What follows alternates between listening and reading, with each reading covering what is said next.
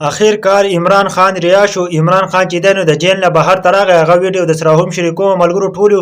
پی ټی آی ټایګرانو ته ډیر زیات مبارک شه ځکه چې عمران خان ته چې دنو ریهایی میلاو شو. عمران خان توشخانه کیسه کې چې ونه هغه مکمل تور باندې ریا شو او دی توشخانه کې سټو په جوړ کړ دغه نه پس چې دنو عمران خان به ته چې دنو په جیل کې کېناولو په هغه باندې 16 17 میاشتې تیرې کړې. اوس چې دنو ای کوټ چې دنو دا فیصله وکړه عمران خان توشخانه کې سټو چې دنو په کې هم ریهایی مکمل تور باندې هغه ته میلاو شوې ده. ان شاء الله بوز د جیل راځي ان شاء الله د 24 نومبر نه مخکې عمران خان چې د عوام په منځ کې به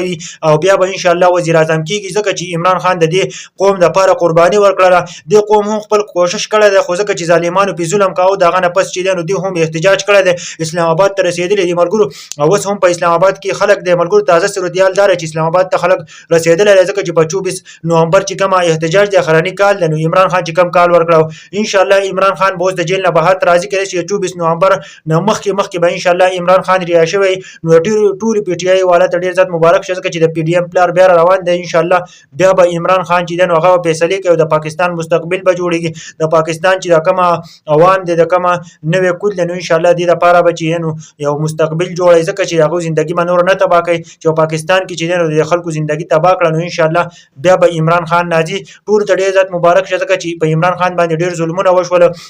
او د عمران خان سره ډیر زیاته او شغونن عمران خان ته غسیله میلاو شو. عمران خان اخر کار چې د ریا شنو ټول د لپاره چې د دا ویډیو شیر کړي چې په پی ډی ام باندې له ګور بل شي یار ځکه چې د عمران خان چې نو دی وته سس جالونه کړو کنه چې د عمران خان مکمل تور باندې جیل نه ریها نشي او الله پاک چې د کنه الحق د نن عمران خان ته په توشخانه کې سټو کې هم هغه ته چې د ریلیف میلاو شو هغه چې د ریها شو ان شاء الله عمران خان بوس بهر ته جیل نه راځي بل دې کیس نشته چې عمران خان چې د په هغه کې چې د هغه په جیل کې بیا وي ان شاء الله عمران خان بریا کیږي ټول ته ډیر زیات مبارک شه ټول په ټی آی ټایګران ته زما دا ویډیو پی ډی ام خلکو ته ورسوي چې دوی ته پته ولګي چې عمران خان اخر رها شو نو دی باندې بوس بیا اور بلې ځکه چې عمران خان برازي ټول ته مخواځي چې پی ډی ام په تکلیف کې لګي اضافه وکړي دا ویډیو